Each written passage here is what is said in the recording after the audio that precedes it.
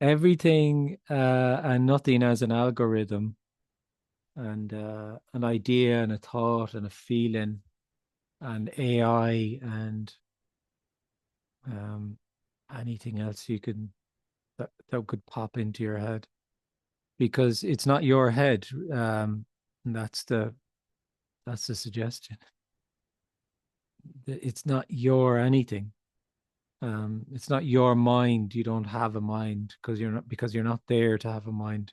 But mind appears and uh, aliveness peoples and bodies and appears as this cluster of however many trillion cells with mitochondria that produce ATP energy and and in that whole production of energy energetically there's a sense that you're there at the center of it all driving at the helm. um you have a lived sense of you living your life.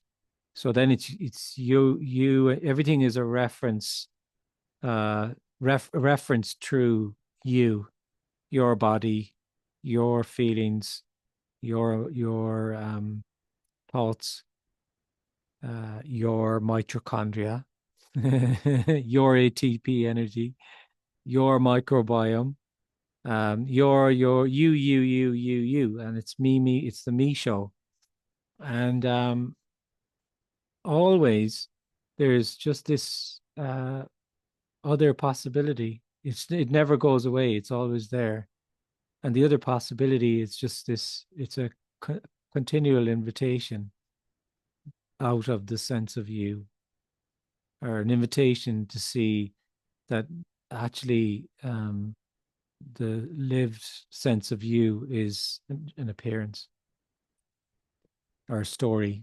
So you are a story. And that I would say really is the most, there's no realization bigger than that or shift bigger than that.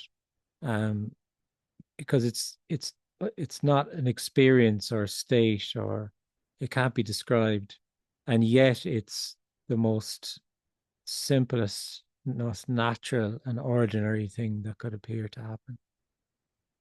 So that's a paradox for people who would try and understand it because they would feel that there's a dichotomy there that can't be reconciled. It's either it's either the most it's either far beyond anything that you could experience or it's simple and ordinary. Which is it? It's simple and ordinary because actually what's yearned for is simply already what's appearing and has never been anything but directly whatever is appearing to happen. The extraordinary and the idea of the extraordinary and the experience of it is born from the dualistic dream that you is created when there's a sense of you. So there's a sense that there's something that's special, and there's a sense there's something missing, and it must be special, and it must be hard to get to. Because if it wasn't hard to get to, I would just find it. It would be right there. Oh, there it is. But the problem is you'll never find it because it's not an it to find, and there's no you to find it. It's so ordinary and simple that it's already directly whatever is appearing to happen. And then it's rejected in favor of what could be, what might be, and the idea of something special or whatever it is. So we'll just talk about that and we'll just see what kind of comes up.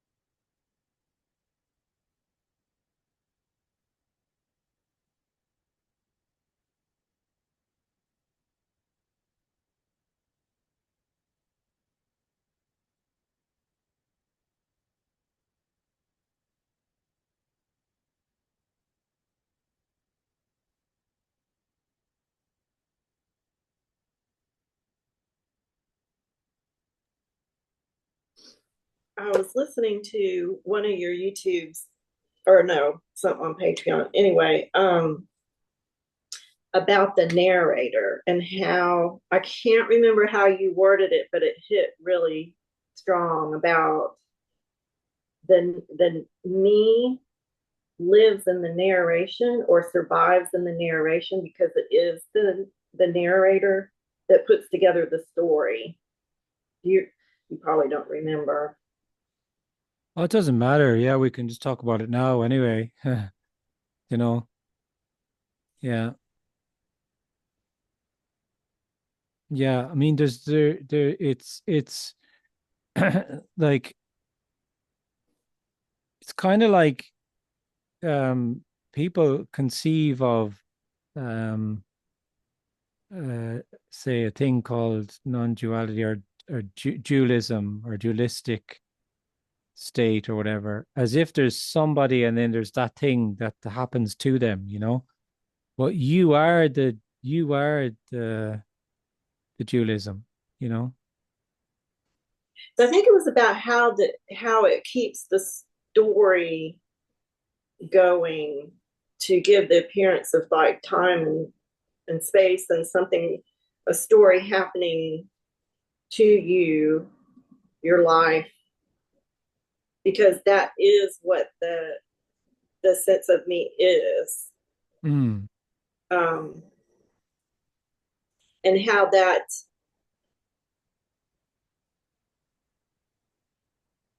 gosh, I'm just losing it. It's like when you try to, I hear something and then I try to like, it hits in the moment, but then I try to think about it later and understand it again, and it's gone. Mm. It's things just seem to be so um really hard to grasp onto things, especially mentally. There's trying to understand the concepts, and even, yeah, I've just, it's just gone what I was. Yeah, but it's that's the way it is, though, Dana. Like, that's the way it is. It's not. This isn't like, otherwise. This would be like, there'd be a course in this. I know it's It would be a course in, like, a course in miracles, or a course in, or a study. There'd be a way to study this and become knowledgeable in it, and then that would mean something. Then that would be, because you could build on all these insights then, and you could build on your understanding to get to a place where maybe you don't feel separate anymore, for instance, um and it's not like that, because if it was like that, then it would be knowable, then it would be about knowing. um that sometimes I'll hear you say something. It's like, oh yeah, exactly, and then try to go back and get that. Oh yeah, exactly. Again, it's impossible. It's just um, it can't. There's just, it's just so evident you can't recapture anything. no, it's completely ungraspable, Dana. Like, and I think we all have insights about things, and moments of, okay, and, and that's fine. But this isn't about that, really. It's our the insight, or the clarity, is just simply another thing that appears to happen, and it's does not need to be held on to. Does not need to be held on to. Because if it was important that, like, you're listening to somebody, some speaker, and they say something, and it's like, oh, that's it, then it probably would be a good idea to have a notebook and a piece of paper, a pen, then, with you. So, because if you don't write it down, you might lose it, and you could build up all this stuff. But it it's not about knowing anything. It's not about having anything or knowing anything. And all of this stuff can be, and it's all about the resonance. It's just a resonance. The communication is all about a resonance because the sense of being separate is completely energetic. Knowing is irrelevant.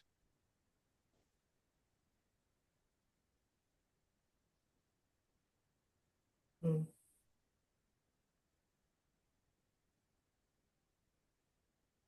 Um, so like I totally remember that so much, like when I still felt like me or whatever.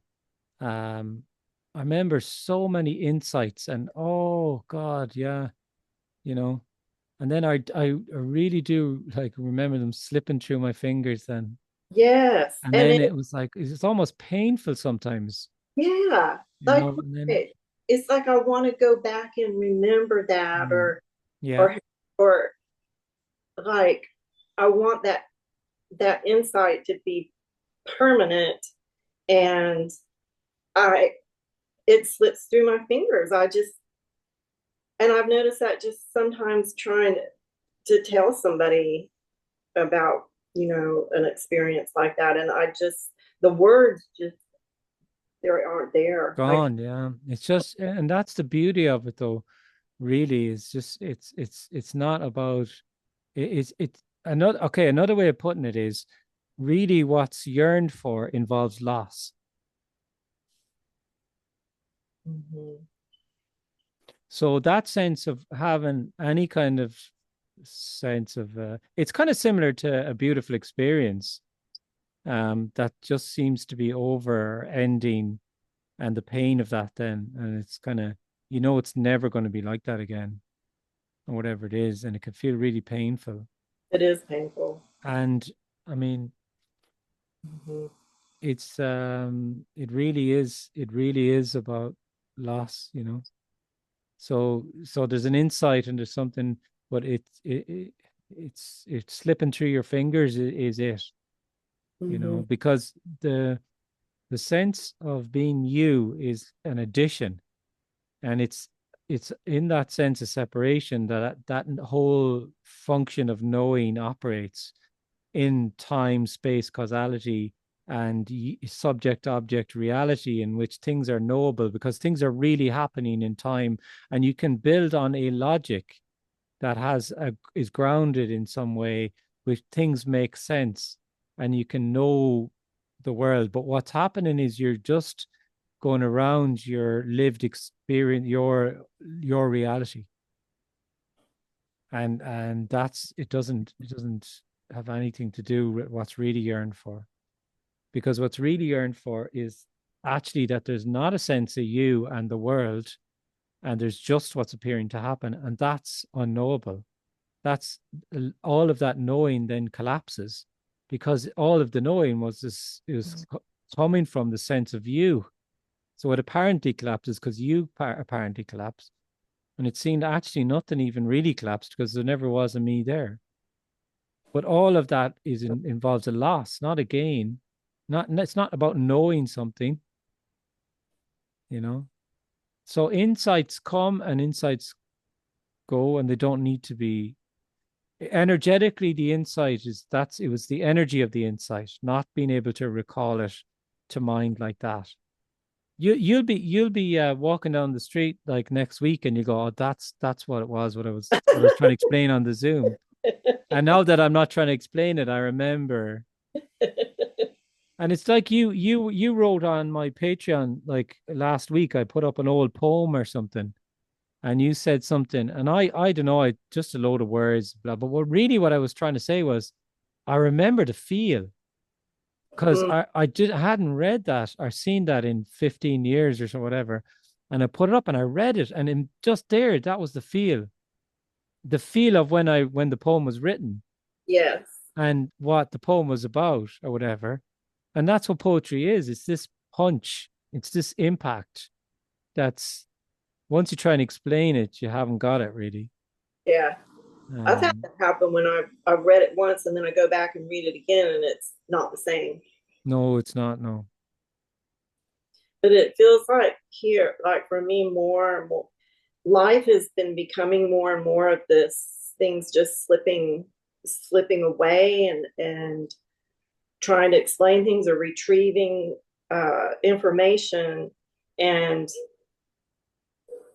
it's it feels like that's more what's happening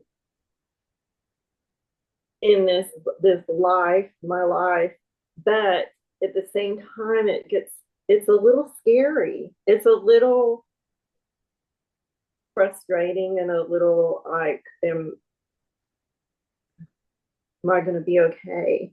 Kind of. Yeah. Mm. What are other people thinking when I'm trying to talk to them and explain something, and it's just I can't convey an experience or um, retrieving information. Someone asked me about some dates, or do I remember this, or and I'm like I don't, and they were concerned for me, and that's a little, I don't know. It's just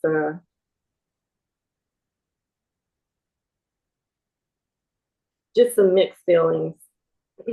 Yeah, that's aliveness Not then. all that. Yeah. It's aliveness. Yeah.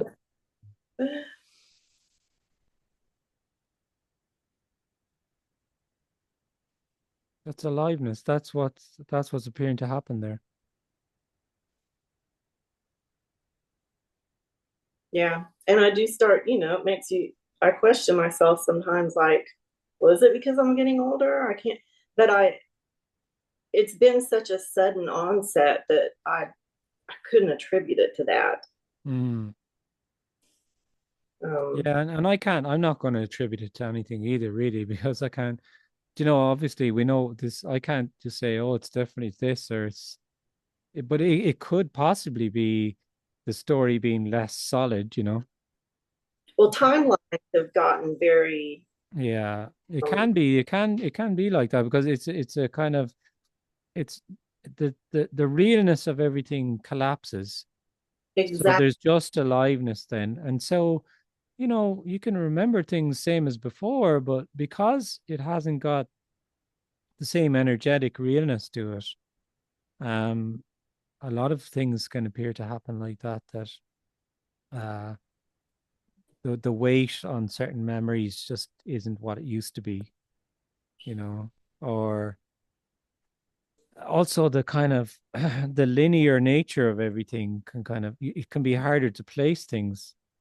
Whereas when you feel you're living your life, the linear nature of everything is very, very solid for most people, Mhm. very solid because there's a very lived sense of moving in time and things happening to you, and there's a very real timeline that things are anchored into, very real, like it's very, very real. I It's remember when it was that way. You remember when it was that way. Yeah. Yeah, yeah. Yeah. And so if that just isn't, the realness isn't there anymore, then it can be feel a bit like that. That people, recall of information is just, you have to maybe work a bit harder, maybe, or maybe that'd be more like that for some people than others, or whatever. I don't know what it is. It's just an appearance. So, Well, it just doesn't seem important anymore unless it's going on at the time. well, like the only importance anything has anyway is the importance that is imbued into it. So, you know, of course, it's not important because all it is energy appearing as, there's trees there that are kind of rustling in the wind, and there's a computer here, and I could tell you about something that appeared to happen to me when I was, 8 years old. It's all energy. Mhm. But then I could spin a story. I could spin a narrative now about something when I was 8, and I could convey to the people who are listening a sense of real importance to that. And usually people would have a way of doing that, you know. And usually it would involve something that's painful or impactful, or, you know, the more, you know, and then you kind of grab people's attention, and then it's more important than if I said, okay, I'm going to tell you the thing. When I was 8, I went and we got an ice cream and we went to the beach, and people, you'd be like, and, you know, come on, Kenneth, you're setting it up for us there. And I've said, no, that's it. Like, oh, that's kind of an anticlimax. So what was this thing that happened? You know what I mean? So, the weight of things, the importance of things is all energetic, um, and is all an aspect of the story of you. Uh, it's yours. There's a sifting of information, and there's more weight put on one thing than another, and then it's woven into the narrative, and then it has meaning in that realness of it really happened to me. Mm-hmm. And the thought of things being meaningless is so horrendous to people in general. Like, it is absolutely horrendous. It's appalling to people that life would have no meaning. Yeah. It's appalling. And they would actually think of it as, you're just gonna sink into a puddle of your own dribble, a cesspit of just meaningless crap. Do you know what I mean? Do you know what I mean? Then I say, like, they don't. What's not seen is that, oh my God, life is fucking meaningless. It's so gorgeously meaningless. It doesn't need your meaning. It doesn't need anything. It's just beautifully, stunningly a play of light without any meaning whatsoever. Wow. That's a wow. That's a wow, but the wow, you can't see the wow when you feel like you want meaning in life, because you're thinking of it about from you. Yeah. It feels so frightening to some people. Like, no meaning. Mm. It's all the same. Like, meaning and purpose. Like, if it doesn't have meaning, then nothing would happen. Like, you would be no motivation for you to do stuff. Da da da da da. You know, it's all tied in. It's all the same. Life is gorgeously, gorgeously, gorgeously meaningless. Doesn't It's just, it's indescribable, unknowable, full on aliveness, appearing as all embracing aliveness. And As, that's a complete polarity to what we live in. oh yeah, I mean, um, the story then that we're appearing to live in feels completely real. Then it is a lived reality, and then things are really happening, and therefore, of course, they have meaning. And it's just totally real. And this person is important, and that person's not important, and this event is important, and um, it's all, you know. Mm. What do I even say? I don't know what to even say about it. Like, it's it's whatever it is for the parent individual, you know. Um, but it's all solid and real and really happening. And you know, we're always kind of on the verge of some big crisis, and um the fear just keeps being pumped, you know. Oh yeah. Yeah, the noise keeps getting turned up in the story. In a way, that's almost good because it's too much to keep up with. Like I've completely lost interest, and Yeah, it's so much BS and fear mongering that I'm like, I just can't engage anymore because it's so extreme. I had the feeling, but I think I'm wrong about this too, but I had the feeling that it was getting so obvious that it was an empty narrative. But I don't know, even that statement though, I can't say that's true either. But like Well, you can, it felt to me like, is it not more obvious now that yeah, that it's complete narrative? Like even to the point that they are literally telling you that it's a narrative, literally yes, using the words there. narrative and telling you that about how they are going to spin the narrative. I mean, like it's all in the open. Yeah, And then yeah, you're still fighting. You're still so immersed in this because you are a story that you're still fighting over this guy or this guy or this one or this one, this one or this one. And what you can't see is that it's all theater. It's just theater. So it doesn't matter if you go this way or this way because it's all theater anyway. yeah. And Because it's been it's all empty. It's all just totally empty narrative. And it's it, not wrong or right or good or bad or anything. It's just, but it's been wild to see like the the theater is so obvious because this day it's one way and the next day it's the other way, mm, back and forth and back and forth. And you can just look at the headlines and the pictures, you're like, well, the story changed today. Now it's mm, this. yeah. It's just so obvious. Yeah, for sure. Like, and at the center, at the core of it is control. It's Mm, always control. And so anything you're hearing is for a reason, whereas people feel that they're they actually feel that there's just completely neutral information being decimated called news. Just neutral, just what's yeah, happening in the world.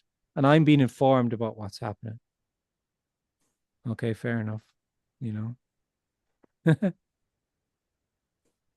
But like also you don't have to dig through it to sift through what's complete, total, it's just it can be that it's just theater. Um and that's the way it is. Like the way I see it is the world is characterized by boundless greed, um, and you are an object.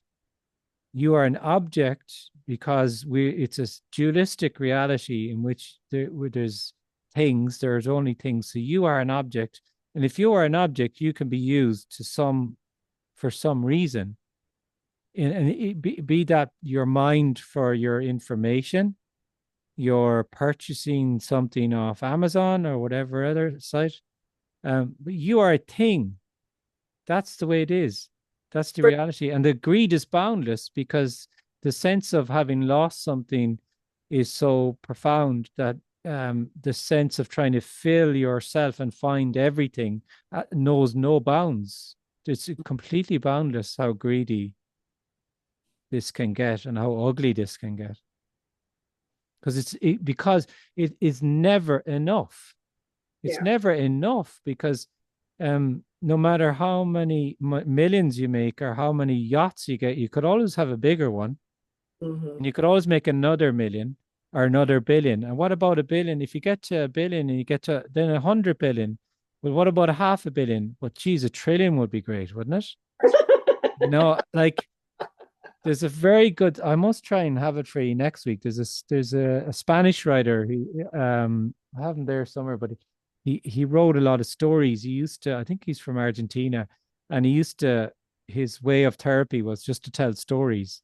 But one of them was about um a king who who had this servant who was always happy, and he was wondering about why is this guy always happy? He's on, but he's just a servant. And he says, well, I won't try and tell the story. I need to read it again. But the guts of it was, uh, the wise man he was consulting said, I can show you, but it's going to ruin him. He said, no, I need to know. I need to know. And then he said they left him money, but they left him the equivalent of like 999 something gold pieces. And they said, watch what's going to happen now. And of course, that's what happened. He watched him get more and more and more agitated because he was so close to having 100. But he was in a job where he couldn't actually earn one more because it was even one was a year's wages or whatever. And he said, and then the guy who had the king's ear just kept saying to him, just watch him, just watch what's going to happen now.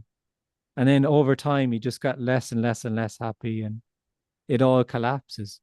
And it's reflective of that whole sense of a drive we have as when we feel we're living our lives, that it's not enough. Mm. So when we talk about the story, and we're really it's the same story, the story of you and the story of society and everything. It just seems on a bigger, there's no you and there's no society, but it's an energy, and it's an energy of, and it's not actually right or wrong or good or bad. It's just aliveness appearing as this game of separateness. And then when there is that separateness, there's this dualistic reality in which it's never enough, and we appear to control each other, and we appear to be divided in this manner, Mm-hmm. in which the richer get. There's no ceiling to it. But it's also just a story. Yeah. It feels more evident now, but maybe that's just. Yeah, I think it is, like it is more evident because the story is, in a way, has to continually kind of get worse, in a sense, until it collapses. But that's what it feels like, is it's heading towards that. Yeah, That it feels like that for sure. Yeah. Because it's like the madness of it has to, it's not to unravel, it has to collapse first. yeah. So, but then it's the same then. When you appear to collapse, it's immediately apparent to nobody that you weren't there. So all of it's a play of light anyway. It's only like it's only like really bad and getting worse and going to explode. It's only that way. It's only in the reality of it being. It's in the story. You know what I mean? Mm-hmm. So in that reality of that, it's real and it's really that way. That's how it's. But it's actually just aliveness appearing as that. So the control will appear to get worse because it has to, because the whole system. Okay, another way of putting it is like the whole system is the system that is reflective of our dualistic reality of separateness. So the whole system is in a way to maintain the system. The system is just maintaining the system. So to maintain the system, which is an illusion, the system the mechanisms of control in that system have to get more and more tighter and tighter and tighter.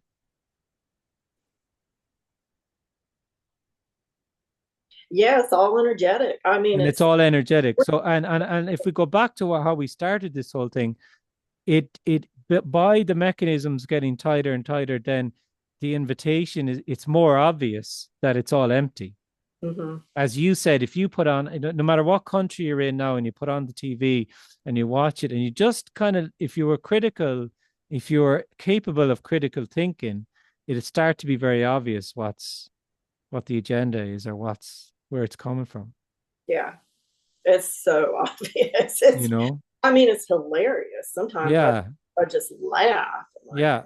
God, how much more bizarre can you get? Yeah, and it's it's all very coordinated and very like, Mm. but there's a reason why like podcasts are so much more popular now. Because energetically, people are moving away from being spoon-fed um complete nonsense. They can feel it. Yeah. So Yeah. the maths of it doesn't lie. I think when the energy gets that intense, you either get completely sucked in or you really start to question. It's like you go one way or the other.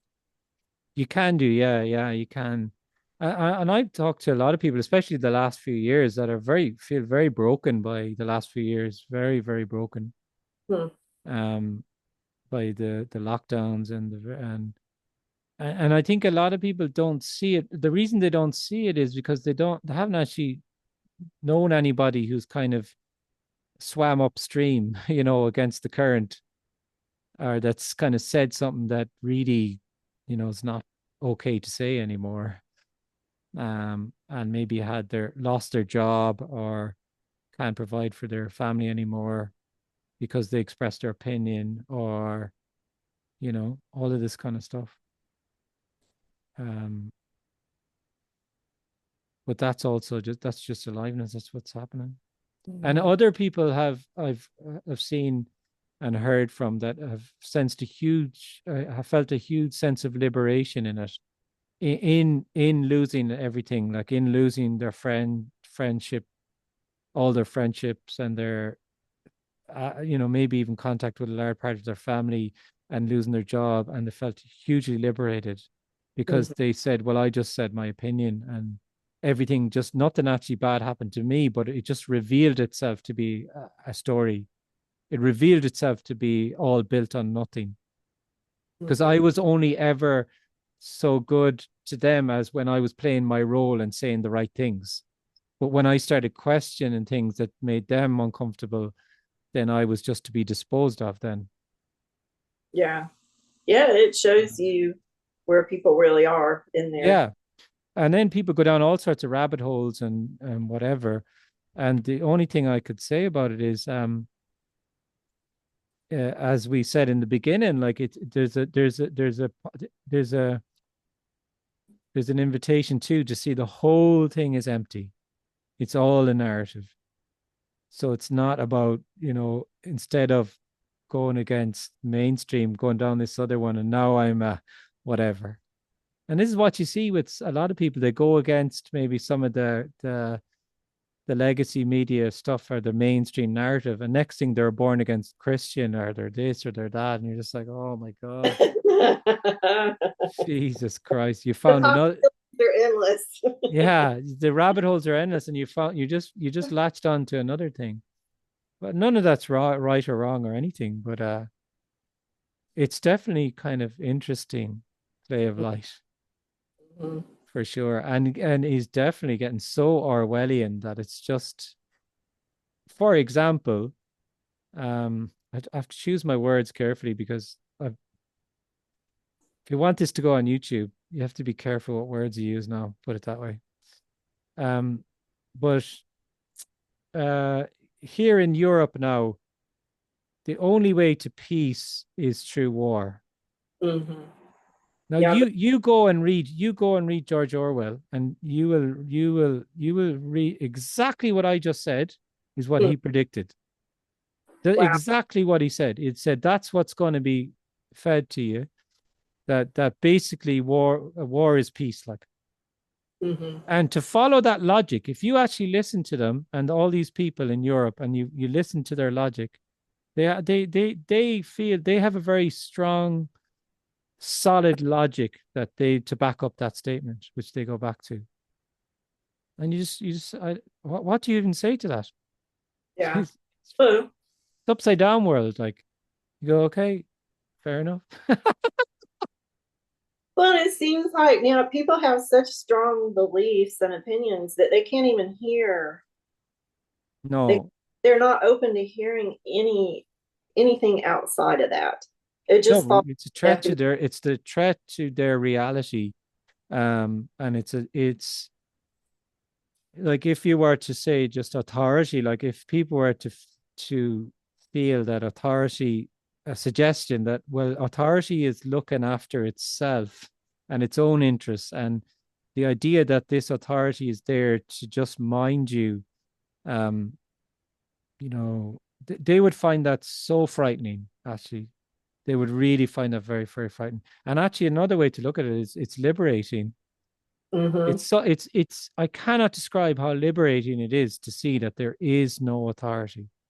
It cannot be put into words. The freedom of seeing that there is no authority. So whatever authority you pick, it's an appearance, it's a story. The Catholic Church is an appearance, it's a story. They never had any power. They never had the power. They Yeah. don't have any power. Now, a prison cell could still appear to happen, and that's what's happening in the light show. Fair enough, but it's still a story. And that's the one attitude that they're really frightened of. They don't like that one. Any authority, they really that really bothers them.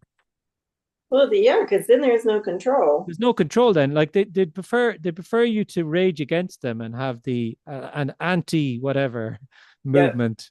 Yep. But of course, nowadays, anyone says anything, then they're labeled as that anyway, you know. But Yeah. yeah, let's see how it all plays out. Like it's just a play of light, you know. It's a play of light. Yeah. Quite a show. Quite a Quite a show. light show, yeah. Like even the AI stuff is our emancipation and our enslavement at the same time. It's both, you know. It's so obviously both. Um, and that's what the war, the race, the AI race is on to try and own it and control it, you know, and to try and set the perimeters of what is true and not true. So then you have everyone going to Grok and everything. Well, what's the story with this? And then the answer is that, and then they believe it. And then they believe that they actually believe that they're being told a totally neutral thing because, oh, this is AI. It wouldn't know how to lie to me. Uh-huh. There's been some really interesting studies on AI by professors of different subjects. And because they've got like just decades of knowledge in different areas, and when they test the AI on certain topics, especially sensitive topics, they say it's very, very interesting the answers that you get given them, you know. And people are relying on AI to even be their friends now. Yeah, for sure. And it's filling Oh, that void oh, because it's the logical step though, Dana, isn't it? Like, because that's the whole social media was designed on a concept. Well, one of the concepts is the constant companion model of it, and basically the constant companion model is mimicking self-awareness and you feeling that you're talking to yourself. So all of that is built mm, on that. That mm. there's tons of stuff written about that. So the social media being your constant companion, your phone in your pocket, the next logical step then is the AI agent who you're not even you don't have to pull out your phone, you don't have to type in anything. It's just a dialogue.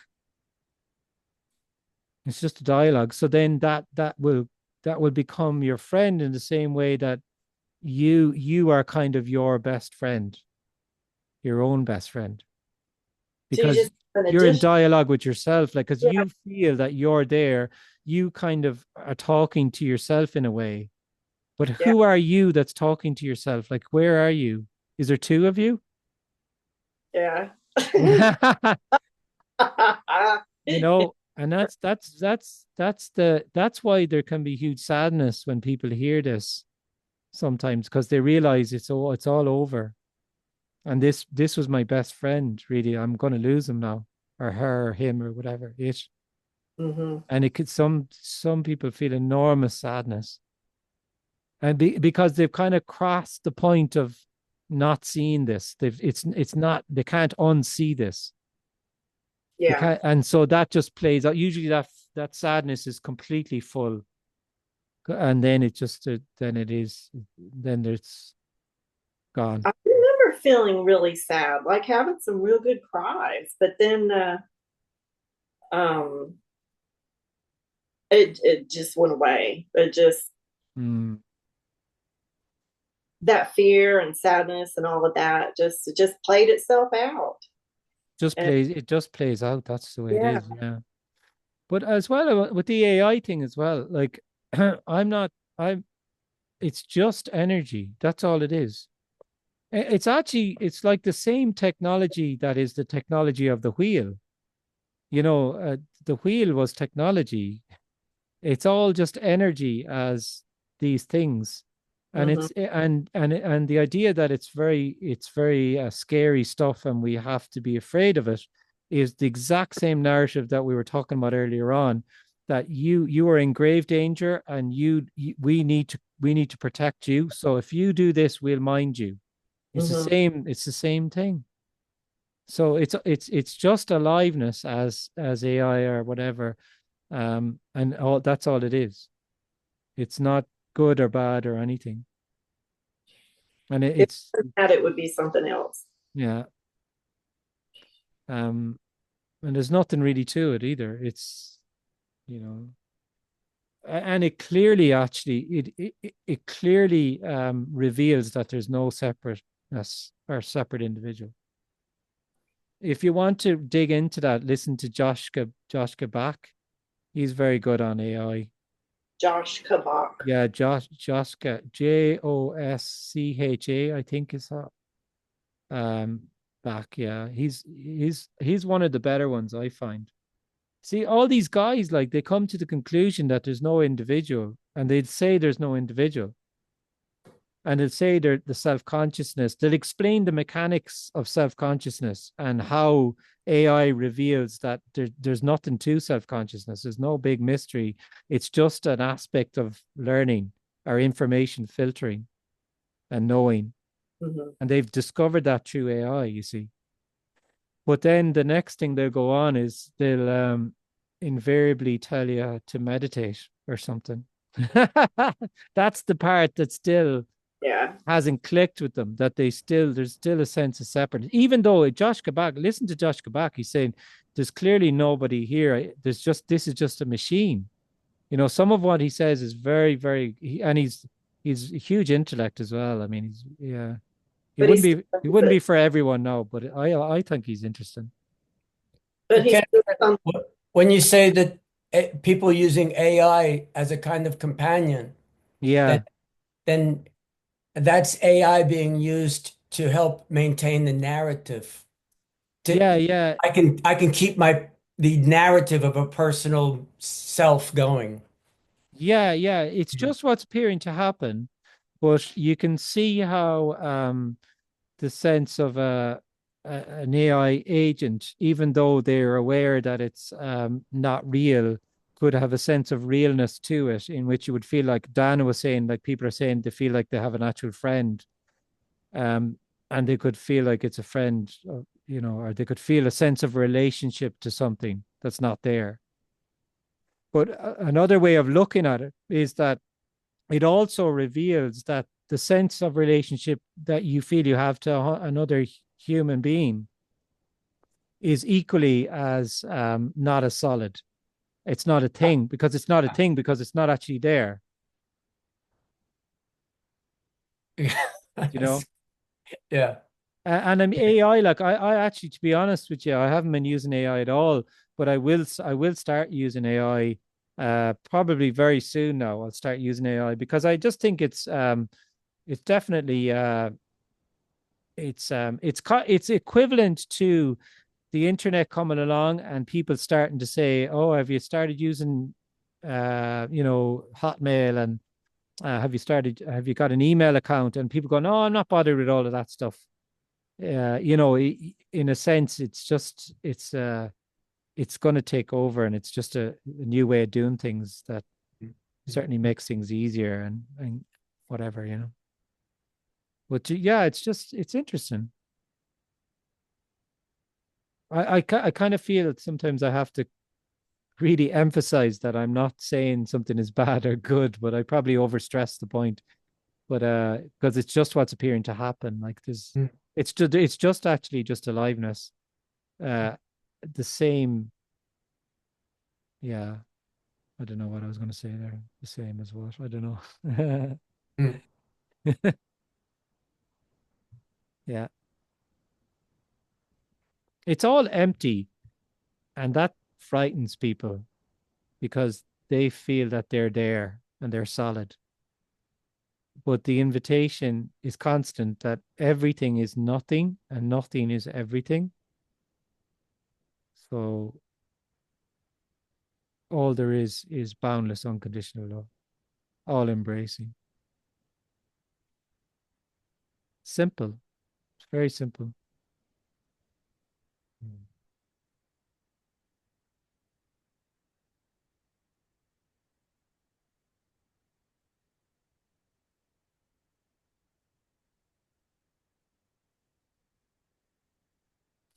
And it appears very complicated.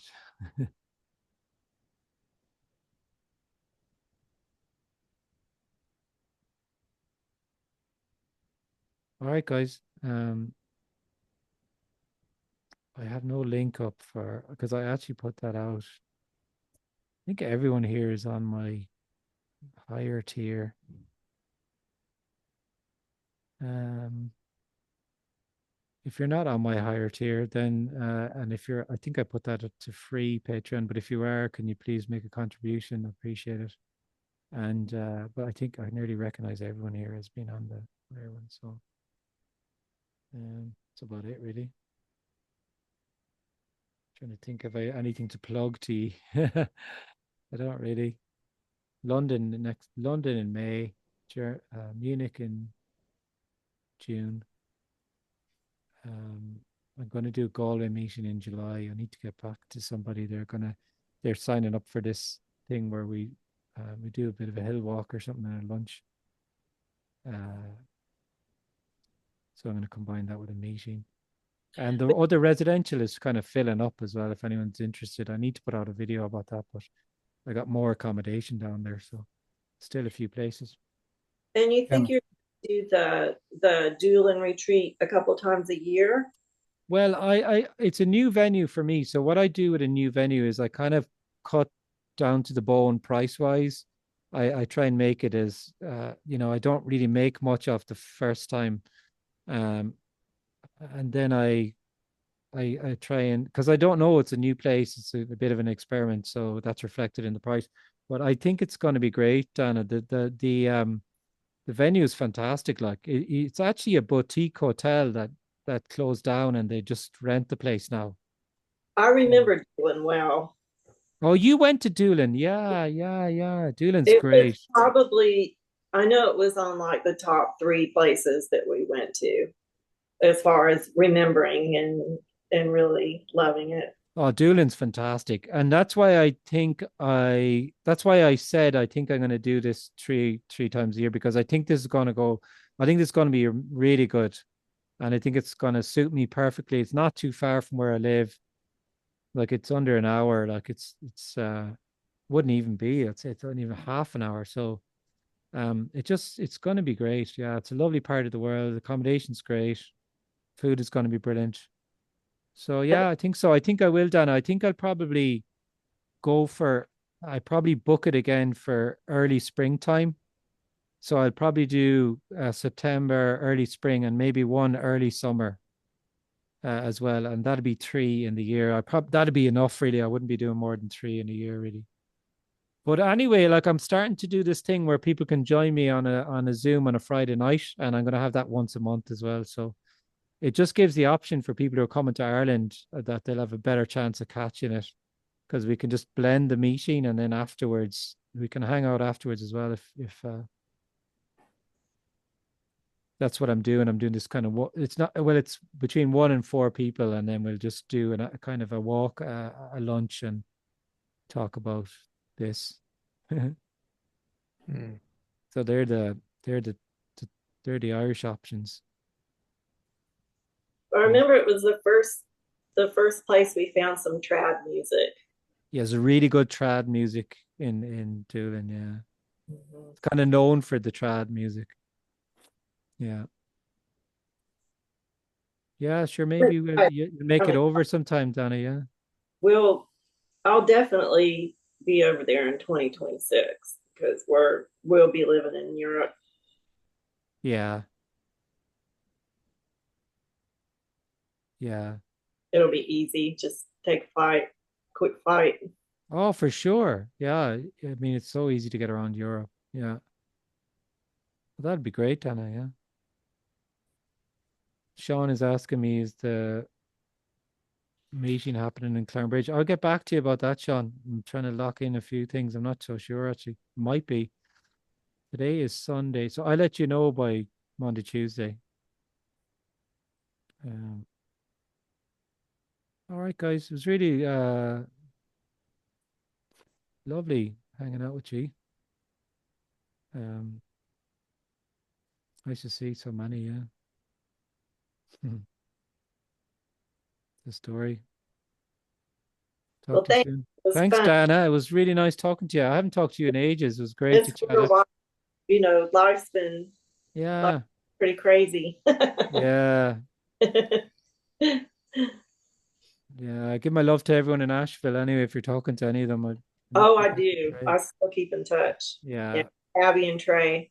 Yeah, tell them, send them my love. Yeah. I still have a card there for Abby. I'm gonna send that tomorrow, that's ridiculous.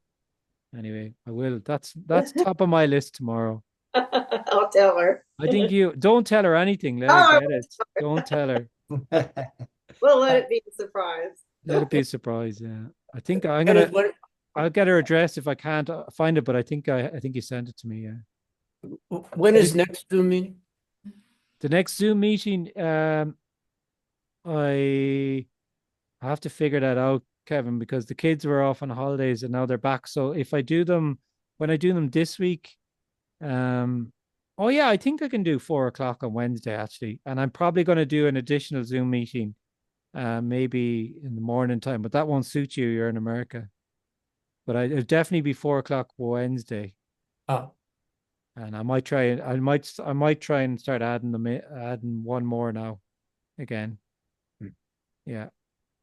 Kids were off for 2 weeks, so I was all hands on deck. Busy. Yeah, so the afternoon or evening ones would suit you better, Kevin, wouldn't they? yeah.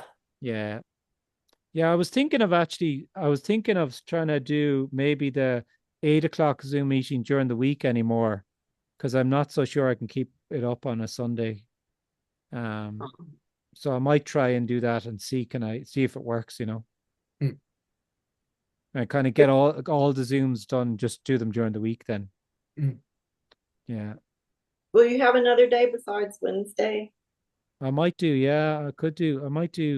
I might start doing even little shorter ones and do a couple during the week just for Patreon people. Like a 9 a.m. one, a 9 p.m. one, and maybe an afternoon one, maybe three meetings a week. Yeah. Wednesday doesn't work for you, Dana, no? I'm cutting down to working one day a week until we leave, and it's going to be on Wednesdays. Oh, I have you, yeah. Well, you know what? I'll figure something out then. Yeah. Thanks. No worries. Okay, guys. Thanks a million. Nice to see you. Hi, Susie. And thanks for the help, Nick. Thank you so much, Kenneth. Thank you. Nice to see you. Yeah. See you guys. Bye. Lawrence. Hi, Lawrence. Thanks. Bye. See you guys. Take care. Bye.